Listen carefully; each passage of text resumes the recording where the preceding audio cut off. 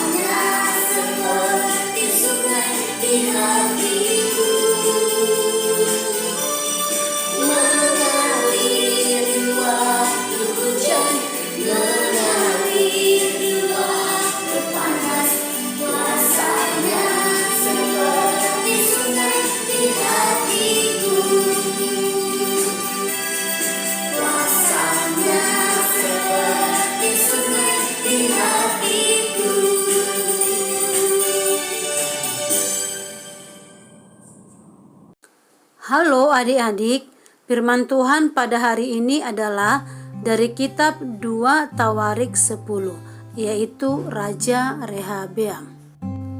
Pengganti dari Raja Salomo setelah Raja Salomo meninggal ialah anaknya yang bernama Rehabeam.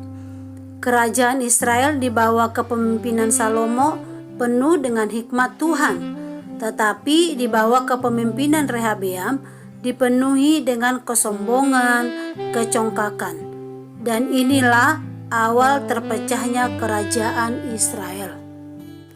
Adik-adik, ketika Rehabeam naik tahta menggantikan ayahnya, ia diuji dengan masalah.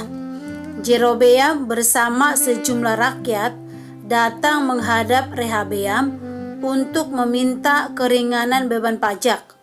Tetapi Rehabeam meminta saran dari orang-orang muda dan orang-orang tua.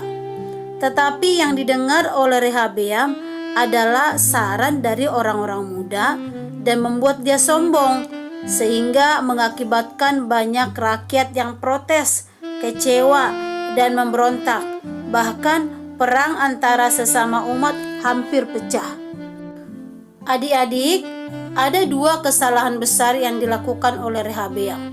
Yang pertama adalah ia mengabaikan nasihat bijak dari para tua-tua yang pernah bersama-sama dengan Salomo dan mengikuti nasihat yang menyesatkan. Yang kedua adalah di dalam menghadapi masalah, Rehabeam tidak meminta hikmat dari Tuhan, tetapi mengandalkan dirinya sendiri. Adik-adik, kesombongan dapat menimpa siapa saja. Saya, adik-adik, kita semua. Nah, ketika kita merasa diri kita hebat dan mampu tanpa membutuhkan orang lain, hati-hatilah, karena hal itu dapat menjadi awal kesombongan. Apa yang dapat membuat seseorang itu bisa menjadi sombong? Yaitu kesuksesan, kekayaan, dan kekuasaan. Dosa kesombongan mendatangkan kehancuran dan kejatuhan. Adik-adik, kakak mau tanya nih, apa sih lawan dari sombong itu? Lawan dari sombong itu adalah rendah hati.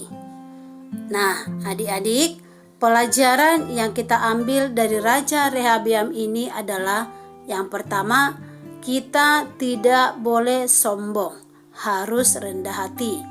Yang kedua, dengar-dengaran dengan nasihat orang tua. Sekali lagi, kita tidak boleh sombong, harus rendah hati. Yang kedua, dengar-dengaran dengan nasihat orang tua. Nah, adik-adik, itulah yang bisa kita pelajari dari Raja Rehabeam. Tuhan Yesus memberkati kita. Mari kita bersatu di dalam doa.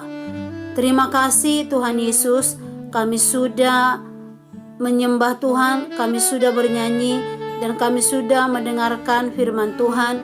Berkat Tuhan ada bagi kami.